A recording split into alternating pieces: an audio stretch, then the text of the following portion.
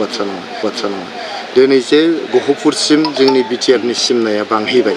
बे माबा गोरलै बाथ्रा नङा बिटिआर सुक्तिनि दारै जोंनि आसामाव मोननै बर'फोरनि थाखाय काउन्सिल जाबाय बिटिआर काउन्सिल आरो बिकेडब्लिउएसि बे माबा मोनसे फिसा बाथ्रा जादों नामा बिटिआर सुक्तिनि दारै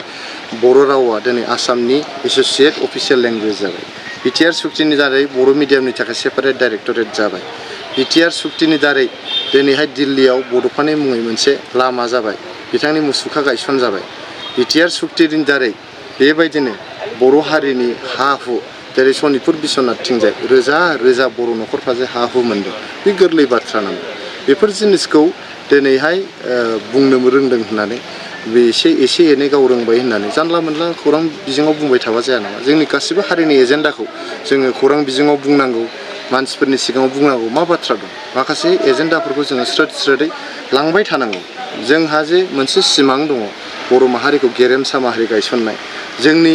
बर' माहारिफोरखौहाय बुहुमनि बिखायाव गायसननानै मोनसे गोख्रों सिनायथि होनाय बे जे जोंहा सिमां दङ बे सिमांखौ बयबो बिखायाव लानानै जों दावखानांगौ बे सोंनाय फिननाय सोरबा सोरखौबा बखिनाय सोरखौबा रायनाय बेल' राजखान्थि नामा जोङो मोनसे दाफामलु राजखान्थिजों जों दावगानांगोन कनस्ट्राक्टिभ मोनसे पलिटिक्सजों जोङो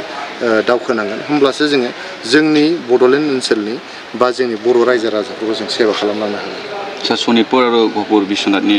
रायजो राजाफ्रा इउपिपिएलनो भट होनो माबायदि थागथियारि जागासिनो दं नाथाय सनितपुर बिश्वनाथावथ' गुबुन हान्जायानो गैया बावथ' इउपिपिएलआनो जोब गासिबो जिहेतु सनितपुर आरो बिश्वनाथखौ इउपिपिएल हान्जायासो बिटिआरजोंहाय बेखौहाय लाबोदों जोंनो दिनै उदालगुरि जिल्लायाव बिथांमोनखौ लाबोदों नैबे बिसायख'थिखौ बिथांमोना जोंनि थाखानाय बिटिसिनि बिजाबफोरजों होगोन बिसायख'थि जोबग्रोमोनानो डिलिमिटेसननि हाबाफारिफ्रा जागायगोन डिलिमिटेसन जाखांग्रोमोनानो बिथांमोना आलादा बिजाब जानानै सनितपुर बिश्वनाथनिनो गावसोरनिनो बिजाब जानानै बिथांमोना फिन खनसेबाव बिथांमोना बिसायख'थि गेलेनो मोनगोन बिसायख'थियाव बिथांमोना भट होनो मोनगोन गतिके जिहेतु सनितपुर आरो बिश्वनाथ जिल्लानि बर' रायजो राजाफोरखौहाय इउपिपिएल हान्जायासो बिटिआर काउन्सिलजोंहाय बिथांमोनखौहाय गोरोबहोदों बिथांमोनखौ लाबोदों गतिके गुबुन हान्जानो भट होनायनि खुनु प्रश्नआनो फैया थेंक इउ सार